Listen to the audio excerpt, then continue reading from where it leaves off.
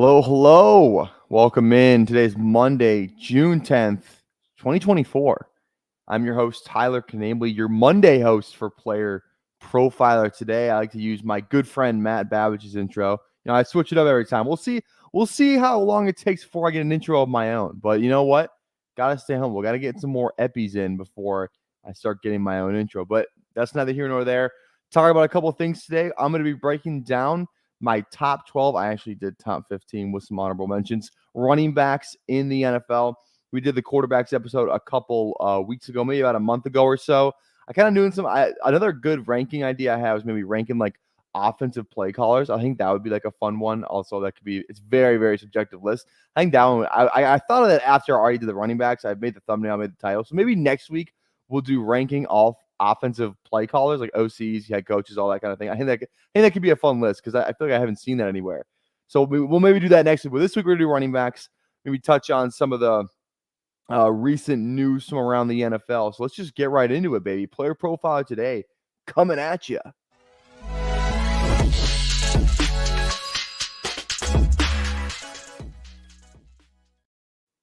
All right. Oh, that's the wrong button there. Sorry about that. There we go. So I'm just gonna I was gonna see if I could maybe reveal it in a fun way, but I'm just gonna talk through the list. So, but actually, before I even get into the list, you know what?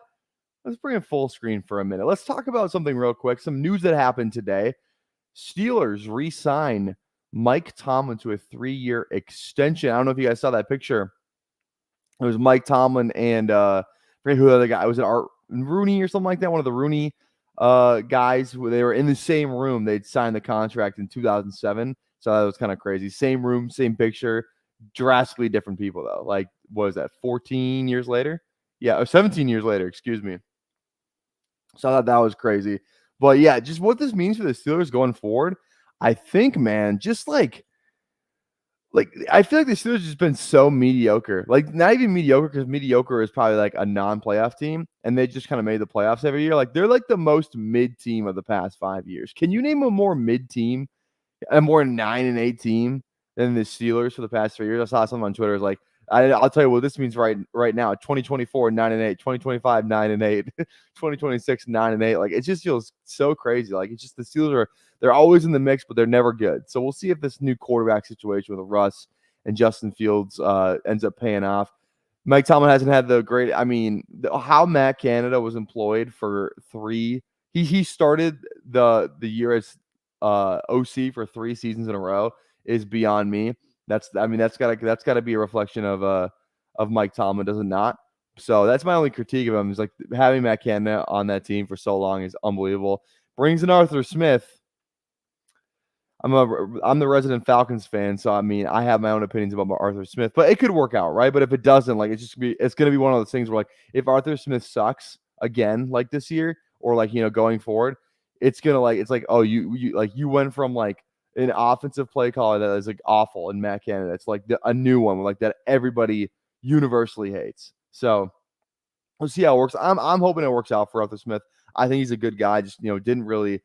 I just don't think his style of play fit the talent that was on that Falcons roster. But yeah, congrats to Mike Tomlin. Another 3 years in Pittsburgh for Mike Tomlin. Now let's switch over to the list that I have. So this is my top 12 running backs, and I think it's a very I don't know. Is it a controversial list? It was a hard list to do because so here's what my think when I was going through this exercise. Here's what was going through my head when I was ranking this. Who is the best right now? Obviously, if we're going resume for resume, Derrick Henry's probably the number 1 player on this list. McCaffrey has an argument for that as well. But like, if we're talking about who's had the best career, it's obviously Derrick Henry. But is Derrick Henry the best right now? I think you could even argue this is a little high for Derrick Henry at the moment. But I'm going to put him at 7. But let's start at number 1. Let's start at number 1, and that is Christian McCaffrey. I don't think there's much debate here. He did it in Carolina. He had an awesome season. Since he's been in San Francisco, he's been an absolute just legend. Like been absolutely unbelievable. All the rushing touchdowns. Everyone knows the touchdown streak. Is that part in play? But the O-line that he's behind, the team that he's on. Definitely yes. That's obviously one of the reasons why he's been so good. But he's still just Christian McCaffrey. Like, he has been, since they got him, the team has been significantly better. Significantly better. I remember they lost. Actually, again, here's my Falcons fandom coming into play here. They lost to the Atlanta Falcons in 2022. They lost to the Falcons, and the week after they traded for Christian McCaffrey. So, like, I think there was just something missing without McCaffrey on the team, and I think now that he's he's their lead, he's the feature guy on that team. Yeah, they have Debo, they got Kittle, they got Ayuk, they got Purdy, but like that offense runs as McCaffrey runs. We saw when he was hurt a little bit, like it wasn't the same offense. So Christian McCaffrey, I don't think there's much debate for him at number one. He's the number one player in fantasy, number one running back in fantasy, the number one running back in the real NFL. He can do it all. He can pass block, he can run the ball, he can catch the ball. There's literally nothing this guy can't do. So Christian McCaffrey, very deserving of the number one spot. Now, the number two spot was where the conversation really started for me. It was kind of between these four guys right here.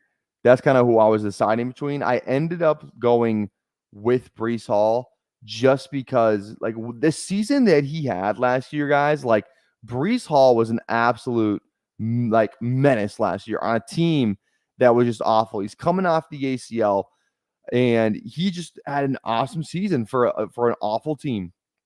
His stats last year in 2023, he didn't even have 1,000 yards rushing, but he had, where is it right here? 76 catches, 95 targets, 591 yards. So he had about 1,500 yards total.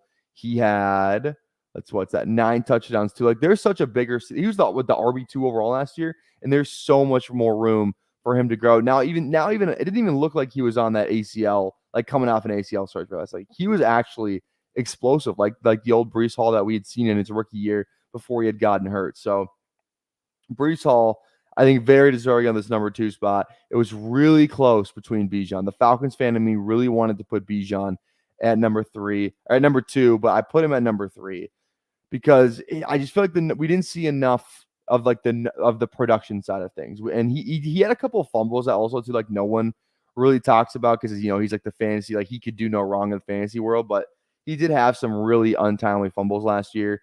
And I think that killed a couple of those Falcons games.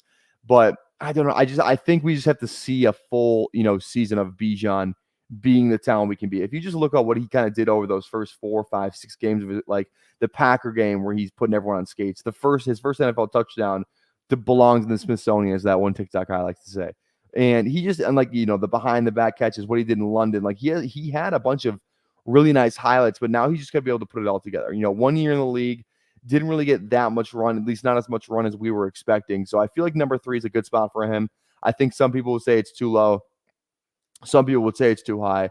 So I think number 3 feels right for just me ranking him. I like him at number 3. So let's move on to our number 4 running back, which is Saquon Barkley. I think this is a controversial one too. I just think Saquon is still just a really good running back. Are we going to fault him that he's been on like one of the worst offenses for the past 3 years with, Daniel Jones, what the Giants have been offensively for a couple of years here? It just feels like he's been stuck. I think we're going to see an awesome Saquon Barkley season in 2024 on the Eagles. Yeah, people are talking about the touchdowns in terms of fantasy. Jalen Hurts going to steal those.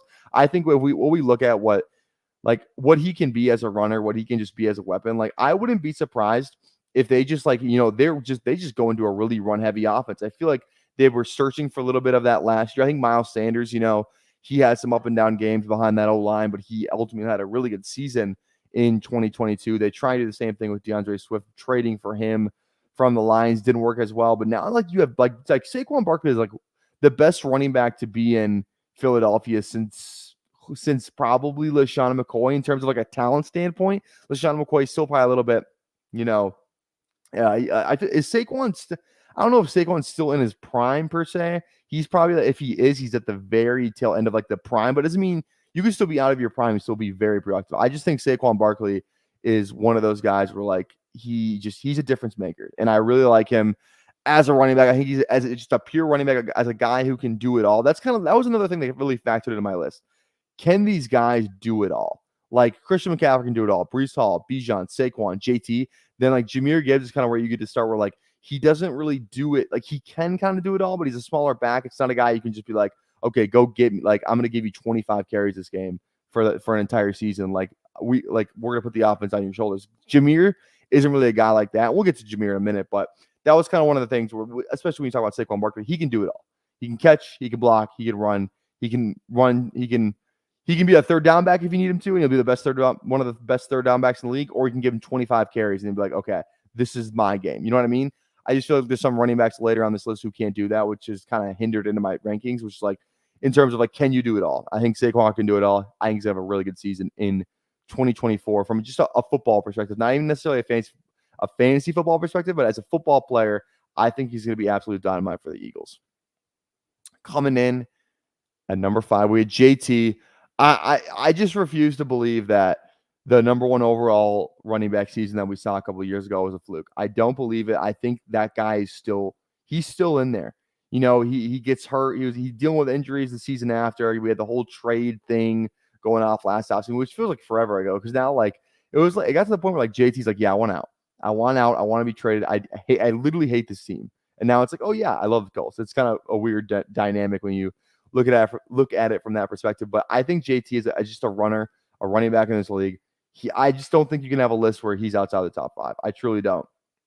If you're looking at what they can do right now, this is more like the best running backs I'm projecting going into the season. That's kind of what this list is, if anything. These are the guys who I think are going to be the best running backs this season. If from an NFL, not a fantasy perspective, but from an NFL perspective, JT has to be on that list. Just the size, the speed, what we've already seen him do. I think resume matters a little bit at this point. So there was no list I could have had where JT was outside of the top 5.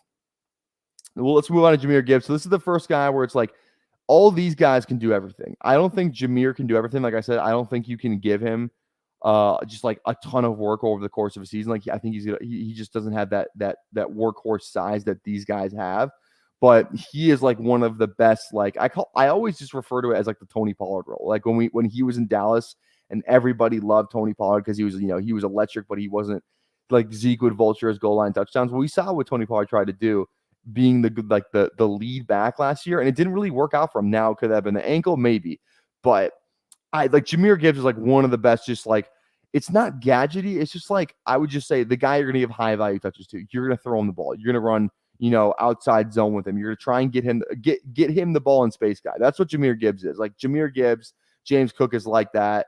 Chan is like that. It's all those guys is kind of when I talk about them, like get the guy the ball in space. So, or get the guy the ball in space. Yeah, I said it right. So Jahmyr Gibbs at number 6.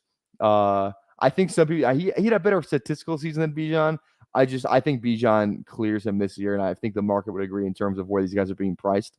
Now, if Jahmyr Gibbs was the only running back in Detroit, maybe that would have been different. But I don't know, man. I think Jahmyr Gibbs is a really good running back, definitely deserving of like a top 8 spot. I don't think there's any list you can do that is Jahmyr Gibbs outside the top 8. It's just it was really a tiebreaker where these guys can do it all, and I just don't feel like Jahmyr can. So I had to put him at 6, but I put him right above Derrick Henry. Now, Derrick Henry, I said it before, he's a surefire Hall of Famer. I don't think there's any other running back on this list as of right now. If they were to retire today, I don't think any other running back on this list would be a surefire Hall of Famer. Derrick Henry will be in the Hall of Fame. He could never play a snap in the NFL, and he'd be in the Hall of Fame. Yes, he's a little older now. He's 30 years old.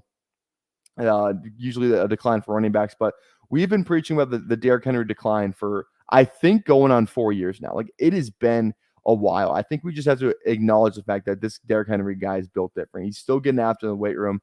He's not a guy who's, doesn't feel like a guy who's going to go out, he's going to party. He is committed to football. He is legitimately committed to football.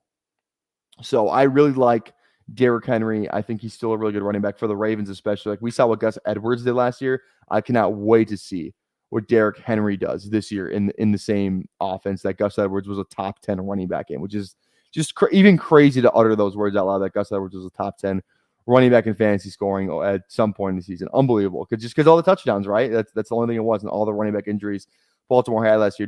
Derrick Henry going to absolutely kill it in Baltimore this year. I think he's still a top 10 back. He in his prime, he was number 1. I don't think he's that right now, but I'd still take Derrick Henry over a lot of the running backs, even the younger running backs in the NFL, 100%. So that's the top 8. I'm going to dive into the rest of the list. I also have honorable mentions They're going to be coming up here in a minute. But first, let's hear a word about the Breakout Finder. Oh, hey, it's Mr. Breakout Finder coming at you. The Breakout Finder features 3 key tools: a database of metrics that include speed score, college dominator, breakout age, but also Breakout Finder only stats like dynamic score, level of competition, teammate score. All of these things are part of the overall Breakout Finder algorithm that pinpoints the probability that a player will break out. Everyone's talking about my model does this and my model does that. Well, we give you the data points that go into the model. We have a feature that lets you compare players, and then we give you the precise probability of every wide receiver, every running back, sorted and filterable by class year. So when I'm talking to my friends and I need to show them why I'm so bullish on player X, I pull out the Breakout Finder and bam, there he is. So go to the App Store, go to Google Play. It's $5 to get the Breakout Finder, and then a couple extra bucks to get some of these additional enhanced stats. Go download it and thank me later. Go download it and thank the Podfather later. You can thank me later too, because I'm doing a little Breakout Finder of my own. These are the running backs who I think are going to break out, even though pretty much all of them are if they're on a top 12, 15 list. But anyways, let's continue trucking on. Next player we're going to talk about is Travis Etienne, one of my favorite players to draft just in general. Made a TikTok about him today over on at PPR Tyler on TikTok. If you want to go give that a watch, also shorts at PPR Tyler on YouTube. Shameless plug. We're also be streaming best ball drafts, I think, on this channel a little later in the week. Stay tuned for that. But we're going to be streaming on my channel at PPR Tyler on YouTube at 6:30 p.m. Central. So in about 13 minutes here after we're done with this program. But Etienne's a guy that I just absolutely love. Over the first 8 weeks of last season, Etienne was like the RB2. He led the league in total touches, and he got injured, I think, after the bye week. Kind of those touches kind of decreased. But I think Etienne is a severely underrated running back. Nobody talks about him in terms of like the best running backs in the league. Nobody talks about him in fantasy football. Like he just feels like a guy that no one really respects. I wasn't really a big Etienne guy, kind of for a while there. But then like just last season, like the way he started off, I just think you have to, like, this guy is good. He's a first-round pick for a reason. No, people forget that he was a first-round pick by the Urban Meyer regime, which is kind of funny to think about. But Etienne he is a game changer. Like the first 8 weeks of the season, the Jags, they were 6-2. The first 8 weeks of the season, Etienne led the league in touches. Then he sees his efficiency and his touches take a severe hit, a severe drop off, if you will, after the bye week, and their bye week is in week 9. The last 9 games of the season, the Jags finished 3-6. I don't think it's coincidence that when Etienne was playing well, the Jags were winning, and when the Jags were playing bad, Etienne not getting the ball and not playing well due to injury, I believe, because it just doesn't make any sense why they would go away from him if he wasn't injured and they were winning games. So Etienne, definitely a kind of an X factor for that team in terms of their success. That's what it felt like last year, at least. So he is in my top 10. And number 9, we have James Cook. And James Cook last year, he was second in the league in rushing, and nobody knows. Nobody cares. Nobody knows because he doesn't score touchdowns. That's just not part of his game, but he's a really good running back. He's a second-round pick. A really good draft class, if you guys are thinking about like Breece Hall, Kenneth Walker, James Cook, top 3 running backs off the board. Like, that was a really good draft class. What was that, 2022 or 2021 draft class, excuse me. Like, just a really, really solid draft class of running backs that was. So I think James Cook, good player, definitely deserving on this top 10 list. If you finish second in the league in rushing, like, you're probably a really good running back. We saw what the transition was after he had the OC change after what's his face? Ken Dorsey was out and they put the other guy in. Why can't I not remember his name for the life of me? Joe Brady. After Joe Brady took over, James Cook took off. So James Cook, number 9 on the list. Number 10, we have Devin Achane, who, and this was like a very, I had no idea what to do with this guy, with Achane, because where do you rank him? Like, the efficiency numbers are insane, but he kept getting hurt. There's a couple of games where he just he didn't do anything, and he's like, where do you put Achane? Because he was electric when he played last year, but that's a big if when he played. It's kind of like when you're talking about Christian Watson. He's really good when he plays, but It's when he plays because he doesn't play a lot. But it's Achane's rookie season. Could have been a fluke season. I think he added some muscle to trying to avoid more injuries this year. But we'll see how this season goes. I put him at the fringe end of that 10 range just because, like I said, I had no idea what to do with this guy. So Devin Achane it is. Now we move on to Alvin Kamara. Like if this was a list from 3 years ago, probably going to be a top 3, top 5 guy, but it's not 3 years ago. It's right now. He's in his age 29 season, I believe. Another year older. Good year for the Saints last year. He was actually the RB6 in average points per game from a fantasy football perspective, but the efficiency numbers weren't as great on a bad team. Didn't really feel like he's like is he still like a difference maker? You can have a good year and still not be a difference maker. So I put him at 11. I didn't really know where to put him. I put him above these other guys too. Like this feels like a good range for Kamara to go because I still like him. I still think he's a good player, but he's not a top 10 guy anymore in my opinion. 12, we have Josh Jacobs. Like outside of 1 year, like has Jacobs done like that much in the league? He had one good year where he was getting the ball. It was a Josh McDaniel offense, and it's a very run-heavy offense. If you just kind of look at that scheme, and he had one good year, really good for Josh Jacobs, but they didn't re-sign him. They didn't do anything like that. He goes to the Packers with free agency. He's fine. He's a good running back. He's not a top 10 guy. I'd much rather have Kamara, Etienne, Cook, all these guys over Josh Jacobs, and it's not particularly close. Jamie, what's going on, baby? What's up, Tyler? Kyron is too high on that list. Well, we're about to get to Kyron right now. Kyron coming in at 13. I had no idea what to do with Kyron either. Because, like, what do you do with these one-year wonders, you know? Like, Kyron when he played last year, he was absolutely electric. Absolutely just one of the best running backs in the league when he was playing, just getting fed, carries, touchdowns, catches. Like, it was all good. He was a fantasy MVP last year, won a lot of people a lot of money. Not me. I had, like, no Kyron last year, unfortunately. But Kyron Williams, he had to be on the list. Considering what he did last year, he at least had to be on the list. He's outside of the top 12, which was the original argument. So I had to put him on the list, number 12 or number 13, excuse me. He's on the list. There's nothing special about Kyron, I would say, but is there anything special about Kenneth Walker and Pacheco? Again, these guys are good running backs. Not taking anything away from them. Excuse me. But, like, they're not, like, game changers. They're not guys you build your team around. Like, I would argue that these top 8 guys are probably guys you build your team around in terms of, like, we have our guy, we are good. So, I think, like, all these top 8 guys I like. When you start getting down here, like good, really good, really good, good, like, fine to good. Like, you know what I mean? Like, it's all perspective, too. Like, Kenneth Walker is probably he's not going to, like, I don't know, be a Pro Bowler. Unless but the Pro Bowl is kind of a joke. He's going to be like a first ballot Pro Bowl, I guess I should call it, right? Same thing with Pacheco. They're good running backs, but they're not probably going to be, like guys who are going to win your league. Like, I don't think Kenneth Walker's a good pick. Yeah, he could have a couple spike weeks, but I don't think he's going to win your league or anything like that. So, Kenneth Walker, Pacheco, that's who I got as the top 15. Let's before we get out of here, though, I have some honorable mentions. And as I was going through the names in my head, I had to add one more name to the list. Nick Chubb, I totally forgot about. Again, this is kind of after the ACL. Nick Chubb deserves to be at least mentioned. If he wasn't coming off an ACL, he'd probably be on the list. So maybe he should be on the list if you're from that argument. But I mean, this guy's like Mostert. He's old. He had some good seasons. He's in Miami though. Mostert doesn't have probably 10 touchdowns if he plays for the Jets. He doesn't do what Breece Hall did if he plays for the Jets. Rashad White, ton of volume. Efficiency metrics were not good. I still like him as a pick in best ball because of all the work he's going to get. He's still the only guy there, but I don't think he's a top 15 guy. Dave Montgomery, Jahmyr Gibbs is better than him. It's Jahmyr Gibbs' backfield. Everyone wanted Jahmyr Gibbs. And remember early on when Jahmyr Gibbs wasn't getting as much playing time and everyone was crucifying Dave Montgomery? Montgomery, good back. He's not a top 15 back, though. Ramondre Stevenson, some couple good fantasy seasons there because Mac Jones was the dump-off king. He would just dump it off to Stevenson, and he got a lot of fantasy points. I don't necessarily know if he's like a great back.